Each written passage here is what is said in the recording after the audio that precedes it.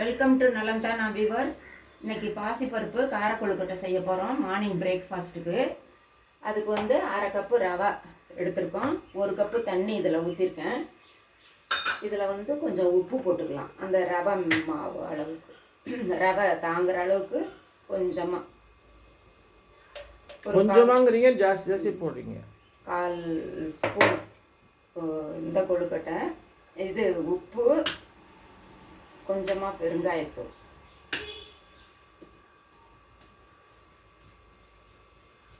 கொஞ்சம் பெருங்காயத்தூள், ஓமம் சும்மா ஒரு சிட்டிகை, அப்படியே ஒரு தேய்ச்சிட்டு அப்படியே போட்டுக்கலாம். அப்போ தான் அந்த வாசமாக இருக்கும். அதுக்காக இதை போட்டாச்சு. இப்போ கொதித்த உடனே இந்த ரவையை போட்டு உப்புமாவுக்கு கிளறாப்புல கிளறி எடுத்துக்க வேண்டியது. நல்லா கெட்டிமாக கிளறிட்டு ஒரு 5 நிமிஷம் அப்படியே தானாக புழுங்குற வரையெல்லாம் விட்டுறலாம். அதை ஆறுனதுக்கப்புறமேல நல்லா கையில் பிசைஞ்சு முதல்ல இப்போ வந்து ரவா போட போகிறீங்க அதில். ஆமாம், இந்த இப்போ தண்ணி கொதிச்சதுக்கப்புறமேலு இது அதுக்குள்ளே அந்த பாசிப்பருப்பை ஒரு 1/2 மணி நேரம் ஊற வச்சிருக்கேன். கொதிச்சிருச்சு, போட்டுடலாம்ல. போட்டுடுறேன். கொஞ்சம் கொஞ்சமாக அப்படியே போட்டுக்கிட்டு கிளறிக்கிட்டே கட்டி பிடிக்காது. நம்ம கிளறி விட்டுக்கிட்டே இருந்தோம்னா சரியா.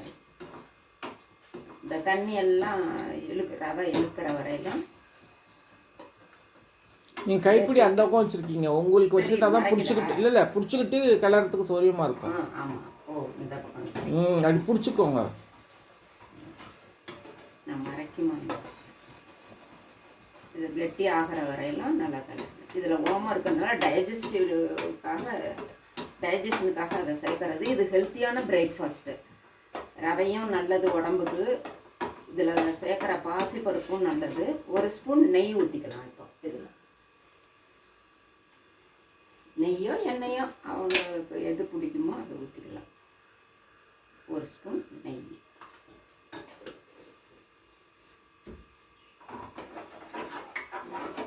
நம்ம இதில் பூரணத்துக்கு பாசிப்பருப்பு மாவு தான் அரைச்சி வைக்க போகிறோம். இந்த கெட்டி மாறிச்சு.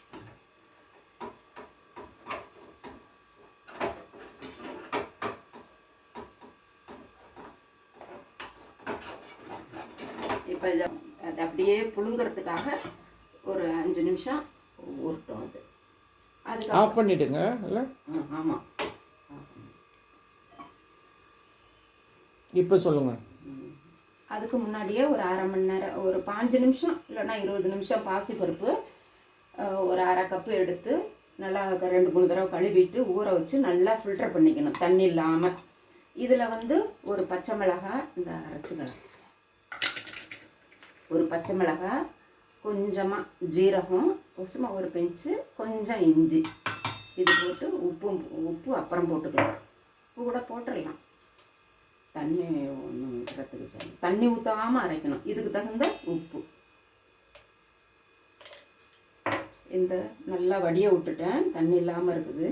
இதை வந்து நல்லா அரைச்சி கோர்ஸாக அரைக்கணுமா இல்லை மாவாக அரைக்கணுமா? கொஞ்சம் கோர்ஸை விட கம்மியாக, ஜாஸ்தியாகவே நல்லா மாவு மாதிரி அரைச்சிக்கலாம்.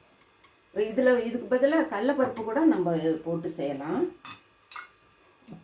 கொத்தமல்லி இப்போ போட மாட்டீங்க? அப்புறமேலு கட் பண்ணி பொடி நல்லா அரைச்சிக்கிட்டு எடுத்துகிட்டு வந்தாச்சு. எவ்வளவு ரவை எடுக்கிறோமோ அந்த அளவுக்கு ரவை எடுத்துக்கணும். நான் சும்மா 1/2 கப்பு எடுத்து, எந்த அளவுக்கு ரவை எடுத்துருக்கோமோ அந்த அளவுக்கு பாசிப்பருப்பு எடுக்கணும். நான் என்ன சொன்னேன், ரவை சொல்லிட்டீங்க. பாசிப்பருப்பு எடுத்து ஊற வச்சு அரைச்சி பச்சை மிளகாய் இஞ்சியோடு சேர்த்து அரைக்கணும். ஆமாம்.